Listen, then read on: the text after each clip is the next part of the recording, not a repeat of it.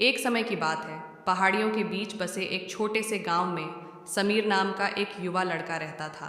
उनका जन्म अल्प साधनों वाले परिवार में हुआ था। उनके माता पिता मेज पर खाना रखने के लिए सुबह से शाम तक खेतों में मेहनत करते थे।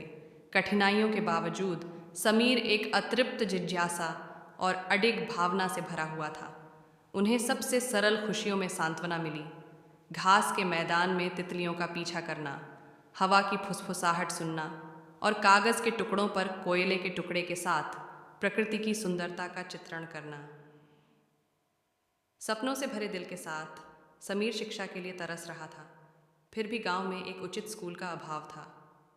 बिना किसी डर के वह धूल भरी अलमारियों के बीच छिपकर स्थानीय पुस्तकालय में घुस जाता था और एक अकेले बल्ब की टिमटिमाती रोशनी के नीचे किताबें खा जाता था।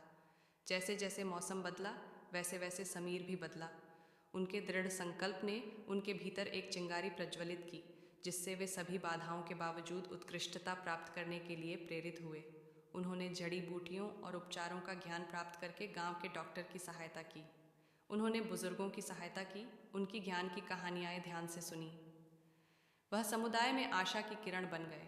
उनकी दयालुता और लचीलेपन ने उनके सामने आने वाली हर आत्मा को छू लिया।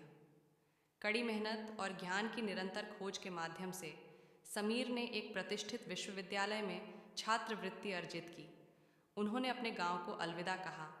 अपने साथ न केवल सपने बल्कि उन लोगों की आशाएं भी लेकर गए जो उन पर विश्वास करते थे। साल बीत गए और समीर एकमात्र स्नातक के रूप में नहीं बल्कि एक डॉक्टर के रूप में लौटा। उन्होंने अपने गांव में एक क्लिनिक स्थापित किया जिसमें सभी को देखभाल और उपचार की पेशकश की गई, भले ही उनकी भुगतान करने की क्षमता कुछ भी हो।